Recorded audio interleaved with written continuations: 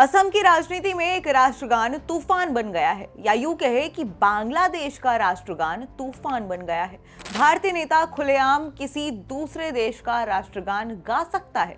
अब ये सवाल तब उठा जब असम कांग्रेस के एक वरिष्ठ नेता बिधु भूषण दास पर एक कार्यक्रम के दौरान बांग्लादेश का राष्ट्रगान अमार सोनार बांग्ला गाने का संगीन आरोप लगा। ये घटना सिर्फ एक भूल है जैसा कि कांग्रेस दावा कर रही है, या ये असम की बराक घाटी की संवेदनशील बंगाली राजनीति में एक सोचा समझा कदम है। आखिर क्यों बिधु भूषण दास अपनी ही पार्टी को मुश्किल में डाल रहे हैं? आइए देखते हैं इस पूरे विवाद पर बीजेपी हमलावर क्यों है और कांग्रेस इसे बचाने के लिए क्या तर्क दे रही है।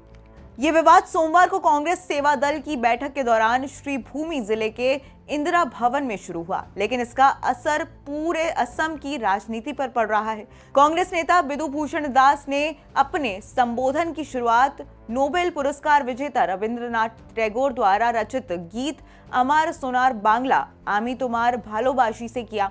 यह गीत 1905 में बंगाल के पहले विभाजन के दौरान लिखा गया था। बाद में इस गीत को बांग्लादेश का राष्ट्रगान यानी कि नेशनल एंथम बनाया गया था।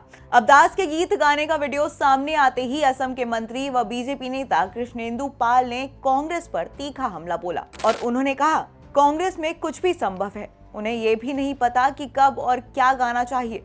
बीजेपी ने इसे बांग्लादेश प्रेमी रवैया बताते हुए पुलिस से जांच की मांग भी कर दी है। वहीं बीजेपी नेताओं ने कांग्रेस पर राष्ट्र विरोधी गतिविधियों को बढ़ावा देने का भी आरोप लगाया है।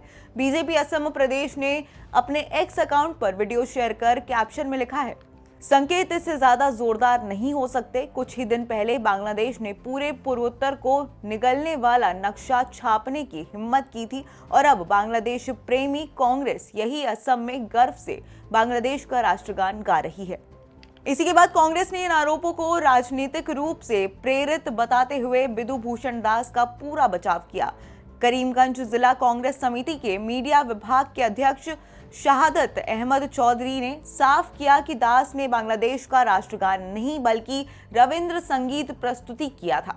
चौधरी का कहना है कि दास ने भाषण शुरू करने से पहले ही साफ कह दिया था कि वो एक रविंद्र संगीत से शुरुआत करेंगे। कांग्रेस का तर्क है कि ये गीत भारतीय सांस्कृतिक धरोहर का हिस्सा है और एक देशभक्त नेता पर ऐसा आरोप लगाना पूरी तरीके से बेबुनियाद है। अब ये विवाद इतना बड़ा इसलिए हो गया है क्योंकि ये घटना असम की बराक घाटी में हुआ है, जो राजनीतिक और सांस्कृतिक रूप से बेहद संवेदनशील क्षेत्र है। बराक घाटी क्षेत्र में बंगाली भाषा आबादी का एक बड़ा हिस्सा रहता है। ये क्षेत्र हमेशा से ही भाषा, संस्कृति और पहचान से जुड़े मुद्दों पर बहुत संवेदनशील रहा है। असम में चुनावी माहौल को देखते हुए बीजेपी इस घटना को कांग्रेस की राष्ट्रभक्ति पर सवाल उठाने और उसे बांग्लादेश प्रेमी साबित करने के लिए एक बड़े राजनीतिक मुद्दे में बदल रही है। खैर, सवाल यह है कि क्या एक नेता ने अनजाने में एक सांस्कृतिक गीत गाया या चुनावी माहौल में ये भारत की जमीन पर दूसरे देश के प्रति प्रेम दिखाने की एक बड़ी राजनीतिक गलती थी।